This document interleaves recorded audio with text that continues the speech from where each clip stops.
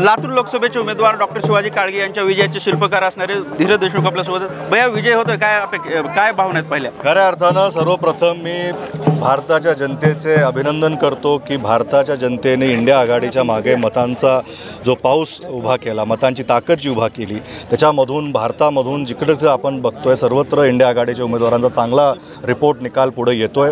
देशभरामध्ये एक बदलतं चित्र, ज्या मुद्द्यांवर इंडिया आघाडी लढली, आदरणीय राहुलजी गांधींच्या नेतृत्वामध्ये ज्या पद्धतीनं काँग्रेसने ही लढा उभा केला, खरगे साहेब असतील, राहुल गांधी साहेब असतील, शरदचंद्रजी पवार असतील, उद्धव साहेब असतील, महाराष्ट्रामध्ये नाना पटोले असतील, बाळासाहेब थोरात, जिल्ह्यामध्ये अमित भैया देशमुख असतील, दिलीपराव देशमुख साहेब असतील, या सगळ्यांनी एक मोठ्या एकोप्याने हा लढा उभा केला।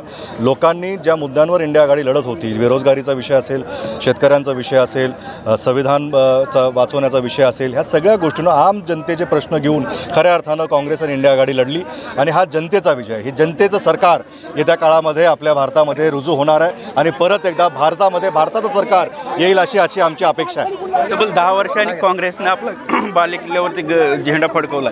नाही, परिवर्तन असतं लोकशाहीमध्ये, ही संधी सगळ्यांनाच मिळते।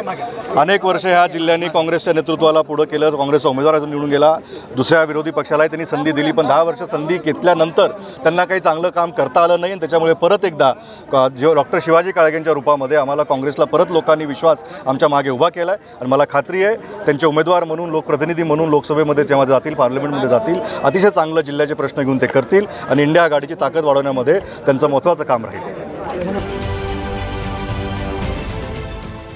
देश विदेशातील प्रत्येक घडामोडींचे लाईव्ह अपडेट मिळवण्यासाठी आता साम टीव्हीच्या सर्व सोशल मीडिया प्लॅटफॉर्मला लाईक, फॉलो आणि सबस्क्राईब करा। तसंच सर्व नोटिफिकेशनसाठी बेल आयकॉन प्रेस करायला विसरू नका।